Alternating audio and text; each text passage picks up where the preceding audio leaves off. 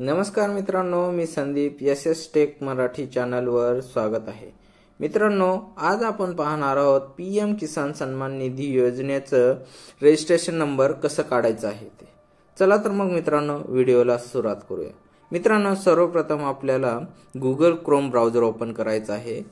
Open केल्यानंतर search box मध्ये type करायचं आहे pmkisan.gov.in या वेबसाईटला भेट द्यायचं आहे।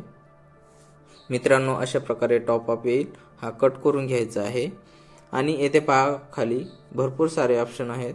E-KYC, new farmer registration, status of self registered. मित्रांनो, यामध्ये आपल्याला नो युअर स्टेटस या ऑप्शनवर क्लिक करायचं आहे।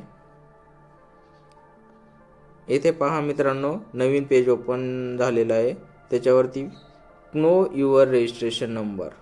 मित्रांनो, या ऑप्शनवर आपल्याला क्लिक करून घ्यायचं आहे। मित्रांनो, येथे पहा नवीन पेज ओपन होईल आणि येथे दोन प्रकारे आपल्याला रजिस्ट्रेशन नंबर काढता येईल। एक म्हणजे मोबाईल नंबरद्वारे आणि दुसरा आहे तो आधार कार्ड नंबरद्वारे। मित्रांनो, आज आपण पाहणार आहोत मोबाईल नंबरद्वारे रजिस्ट्रेशन नंबर कसा काढायचा।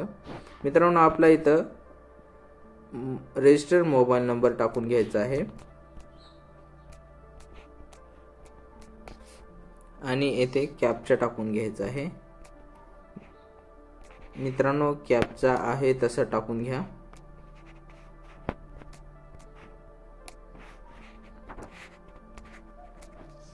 आणि समोर येथे गेट मोबाईल नंबर OTP या ऑप्शनवर क्लिक करायचं आहे। मित्रांनो, तुमच्या मोबाईल नंबरवर 4 अंकी OTP येईल, तो OTP इथे टाकून घ्यायचा आहे